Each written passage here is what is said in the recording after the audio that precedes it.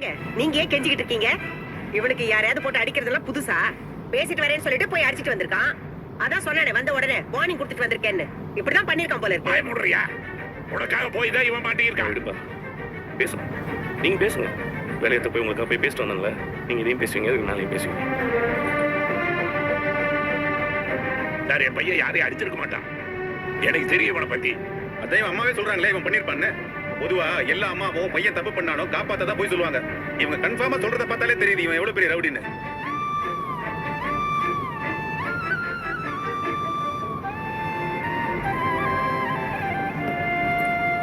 Sir, யார் என்ன சொன்னாலும் சரி, என் புருஷனை பத்தி எனக்கு தெரியும். அவர் யாருக்கும் எந்த கெடுதலும் நினைக்கிறவர் இல்ல. சார், நீங்க எதுவா இருந்தாலும் இங்கேயே விசாரிங்க. உங்க வீடு என்ன போலீஸ் ஸ்டேஷனா? இங்கே விசாரிக்கிறதுக்கு இவன் அரெஸ்ட் பண்ணி தான் ஆகணும். தடுத்தீங்கன்னா உங்களே அரெஸ்ட் பண்ணுவேன். நீங்களும் வரீங்களா? வர சார். என்ன பண்ணி நீ எப்ப வரணும் சார்? போலீஸ் ஸ்டேஷன் வாசல்லாம் மிதிக்கிறவர்கள சரி. அப்பா உங்களுக்கு என்ன சார்? நான் ஸ்டேஷன் வரணும். அதானே டிரைவர் சார், நானே வரேன். என்னங்க? விடுப்பா, ஒன்றும் இல்லப்பா. நீங்க வா. எங்க ஏன்னா நீ எதுக்கு நீ அழுதுட்டு இருக்கிற? நான் எதுவும் தப்பு பண்ணல. நீ நம்புற, என் அப்பா நம்புறது. எனக்கு அது போதும்.